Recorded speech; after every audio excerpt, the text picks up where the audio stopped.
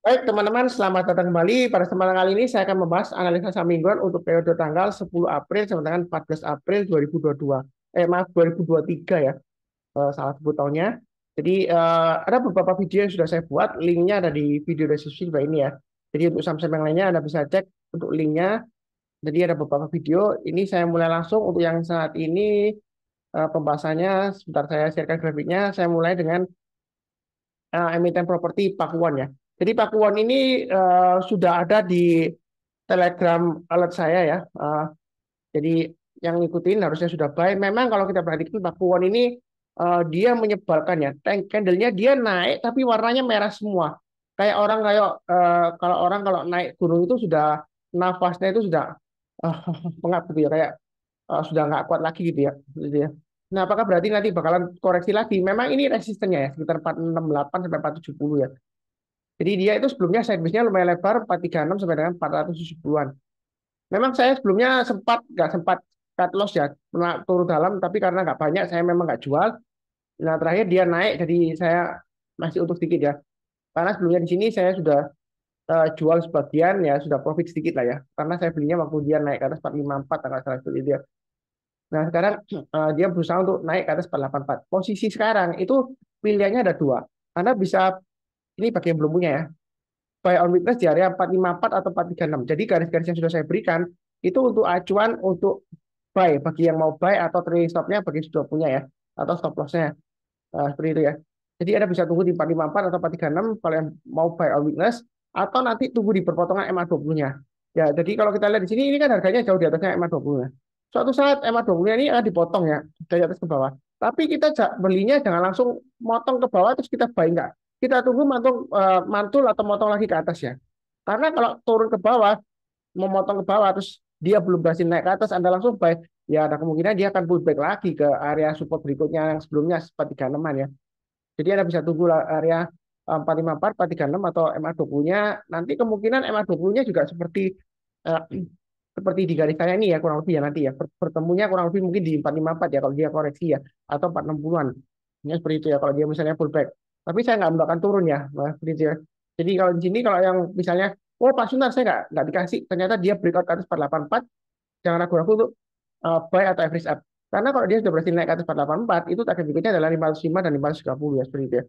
Jadi untuk Pakuan ini saya masih punya ya sahamnya ya. Jadi seperti itu ya. Karena kadang-kadang kan orang kan pengen tahu, oh Pak Sunar punya sahamnya nggak ya? Bentar. Untuk Pakuan ini saya lihat kan average saya ada di 467 ya seperti itu ya.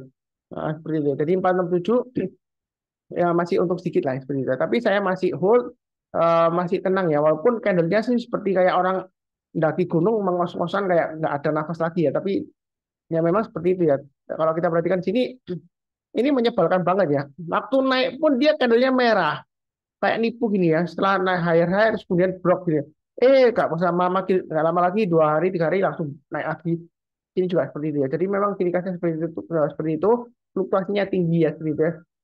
Jangan lupa pasang trailing stopnya atau stop lossnya. Yang penting ikutin garis-garisnya ya. Ini jangan lupa dicatat ya.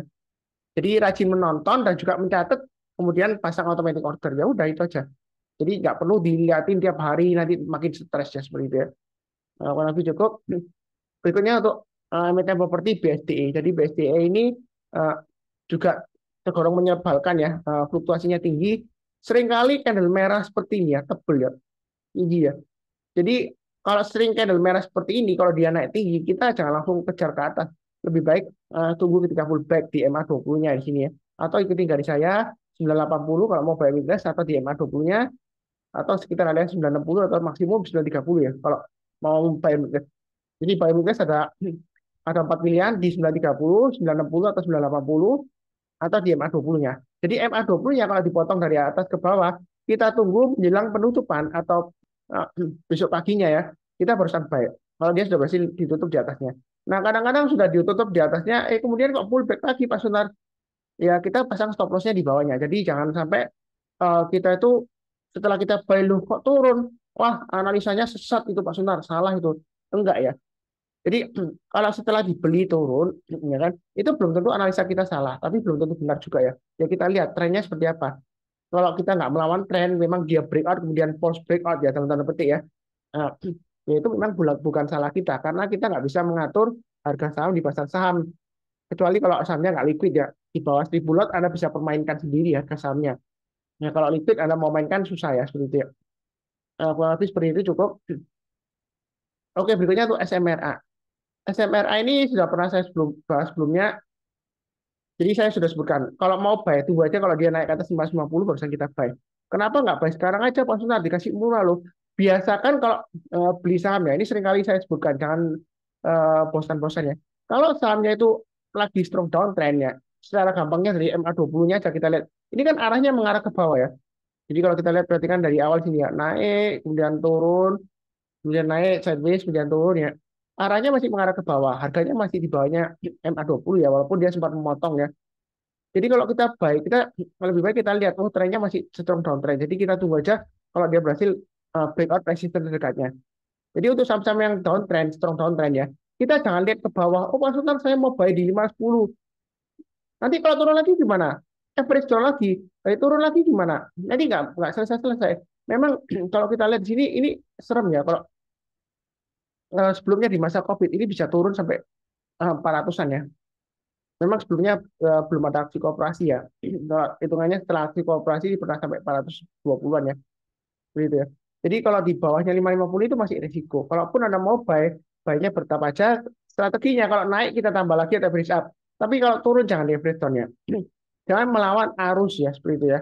Ada yang bilang, oh Pak Sunar kok nggak boleh average down sih? Kalau di average down kan cepat keluar karena average-nya turun kan. Jadi begitu naik sedikit langsung saya jual. Itu salah. Karena prinsip dasar dari analisa teknikal, kalau dia masih downtrend, dia akan tetap berlanjut. Tren itu masih tetap berlanjut kecuali ada eh, konfirmasi pembalikan arah. Kalau dia masih belum ada konfirmasi, dia akan turun terus ya. Seperti itu.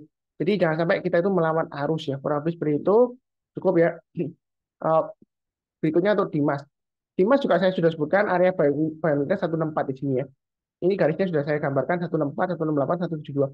Memang nggak terlalu lebar ya. Size-nya 164 sampai 172. Jadi kalau mau biometer boleh aja. Kalau dia naik lagi ke atas 172, kita tambah lagi target price-nya di 177, 177 ya. Nah, kita lihat di sini 177 ini ekornya panjang ke atas ya dua kali Pak Sunar. Kalau dia berhasil naik lagi ke atas 177, apakah kita tambah lagi atau average up atau buy hasil higher yang belum punya? Boleh ya. Ya kita jangan terlalu kaku. Memang di sini dua kali gagal. Jadi di saham itu kalau sebelumnya gagal ya, ini kan gagal ya. Yang saya kasih elips di sini ya, tanda di sini ya. Ini gagal dua kali. Belum tentu kalau dia breakout gagal lagi ya. Ini sebelumnya dia berhasil sampai 188 ya seperti itu ya. Memang nggak seberapa banyak sih, tapi 177 ke 188 lumayan lah profitnya seperti itu ya. Uh, jadi kalau naik lagi kita tambah lagi atau average up. Kurang lebih seperti itu untuk emiten Dimas ya, cukup ya. Oke, berikutnya untuk emiten MAPI ya, Mitra di Perkasa. Nah, kalau kita perhatikan, dia saat ini memang masih strong downtrend. Secara gampangnya MA20-nya mengarah ke bawah, harganya masih di bawahnya MA20-nya. Nah, kalau mau buy sekarang, memang candlenya hijau terakhir ya, hari Kamis ya, tanggal 7 April. Nah, memang tanggal 6 April ya. Nah, kalau kita mau buy, lebih baik tunggu naik ke atas 1450 aja, kita baru sampai. Buy-nya bertahap. Kalau naik lagi, kita tambah lagi atau average up. Tapi kalau turun, jangan di average down. Nah, kurang lebih target price berikutnya di mana? Ya, ini saya gambarkan sekitar 1665-an ya, kurang lebih ya. Atau kalau mau diturunkan sedikit ya 1635 lah ya. 1450 sampai 1635 itu trading range-nya, support resistance-nya. Kalau dia masih di bawahnya 1450, saya belum menyarankan buy. Kalaupun Anda mau ngotot curi start ya, ngotot curi start ya boleh aja, tapi pasang stop loss-nya di 1340 dan 1300 ya seperti itu ya. Jangan terlalu banyak, MA20-nya masih mengarah ke bawah. Jangan sampai Anda itu melawan tren ya, sekali lagi ya. Biasakan jangan melawan tren. Ya, seperti itu kurang lebih cukup. Oke, berikutnya untuk emiten RALS ya, masih berhubungan dengan emiten retail ya. Jadi kalau Ramayana ini kalau kita perhatikan dia masih di atas MA20-nya. Dan di sini kalau dia selama di atas 655 ini masih cukup menarik, masih bisa naik ke atas 700-an ya. Targetnya sekitar 700 sampai dengan 720. Jadi kalau mau trading untuk RALS silakan, tapi jangan terlalu banyak karena ini volumenya cenderung kurang liquid ya. Seringkali di bawah rata-rata MA20-nya. Jadi jangan terlalu banyak. Bertahap aja kalau dia naik lagi ke atasnya 685, kita boleh tambah lagi atau average up. Target terdekatnya sekitar 700 sampai dengan 720. Ya, memang nggak terlalu banyak sih. Nah, kalau dia breakout ke atas 720, target berikutnya agak jauh ya, 780 ya. Itu diambil dari mana Pak Sunar? Saya ambil dari sini ya. Jadi kalau dia breakout ke atas 720, swing high yang tanggal 30 Januari, maka target berikutnya dia akan mencoba untuk naik ke atas level 780 ya. Jadi masih memungkinkan ya. Eh, Kalau dia naik lagi, kita jangan terlalu kaku ya. Seringkali saya sebutkan ya.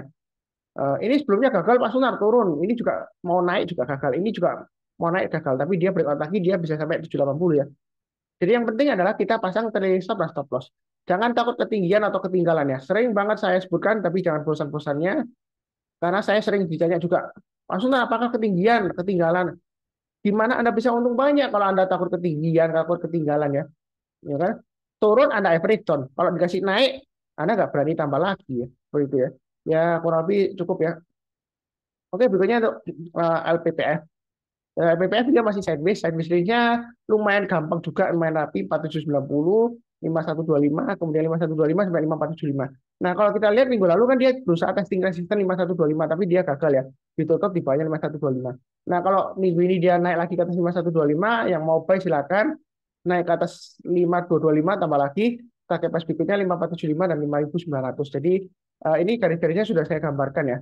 Ini 5475 dapat dari mana? Kurang lebih dari area konsentrasi candle di sini ya. Ini ada swing low-nya, konsentrasi candle. Kemudian ini swing high-nya di sini, ini juga swing high-nya. Resistennya berikutnya 5.900, berikutnya lagi 6.400 kalau kita mundur ke belakang di sini ya. Jadi sejauh ini memang masih sideways, tapi sideways-nya cukup menarik di jalur uptrend-nya ya, sideways-nya ya. Ya, itu tuh LPPF ya. Eh, Kalau misalnya nggak suka oleh grup konglomerat ini ya Anda bisa pilih yang saham yang lainnya, mungkin RALS atau MAPI ya seperti itu ya. Ini sudah 7 saham ya yang saya bahas. Kurang lebih cukup ya. Jangan lupa untuk cek playlistnya untuk video deskripsi untuk yang lainnya ya. Jadi ada beberapa video yang sudah saya buat. Kemudian seperti biasanya saya doakan selalu semuanya selalu sehat, damai dan sejahtera selalu.